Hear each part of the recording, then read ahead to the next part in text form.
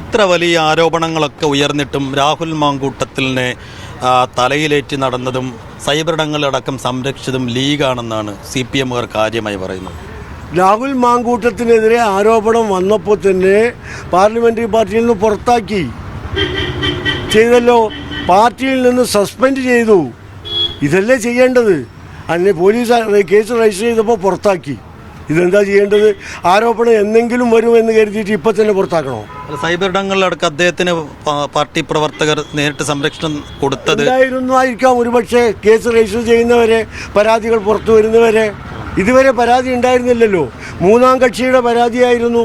ഇപ്പോഴാണ് ഇരകൾ നേരിട്ട് പരാതി കൊടുക്കാൻ തുടങ്ങിയത്. വ്യക്തമായി, വളരെ ക്ലിയറാണ്. ഞങ്ങൾ ഒരു ആരോപണ വിധേയരെയും ഒരു പാർട്ടിയിലെ അതിലൊക്കെ പാർട്ടിക്ക് കിട്ടിയ പരാതി DGPക്ക് നേരിട്ട് കൈമാറിയില്ലേ? ഇത്ര വലിയ മാന്യതയൊക്കെ ഏത് പാർട്ടി കാണിച്ചു കേരളത്തിൽ? മാർക്സിസ്റ്റ് പാർട്ടിക്ക് അനങ്ങാൻ കഴിയോ? ഈ പീഡകരെ വെച്ചുകൊണ്ടല്ലേ? മാത്രമല്ല, ഈ സ്ത്രീ പീഡനം മാത്രമല്ലല്ലോ. ഇപ്പോൾ പത്മകുമാർ ആരാ? മാർക്സിസ്റ്റ് പാർട്ടിയുടെ ഉയർന്ന നേതാവല്ലേ? എന്താ അയാളുടെ പേരിലുള്ള കുറ്റം? 40 കിലോ സ്വർണം, ഒന്നും രണ്ടും അല്ല. വിജയമല്യ, കിങ്ഫിഷറിൻ്റെ മുതലാളി വിജയമല്യ ശബരിമലയിലെ ദ്വാരപാല ശില്പങ്ങളും കട്ടിളപ്പടികളുമൊക്കെ സ്വർണം പൂശാൻ കൊടുത്ത 40 കിലോ സ്വർണം ഒറ്റയടിക്ക് പൊക്കിയടിച്ച ആളാണ് പത്മകുമാർ. ഇപ്പോഴും പാർട്ടിയുടെ ഉയർന്ന സ്ഥാനത്താണല്ലോ. അയാൾ ജയിലിലാണ്.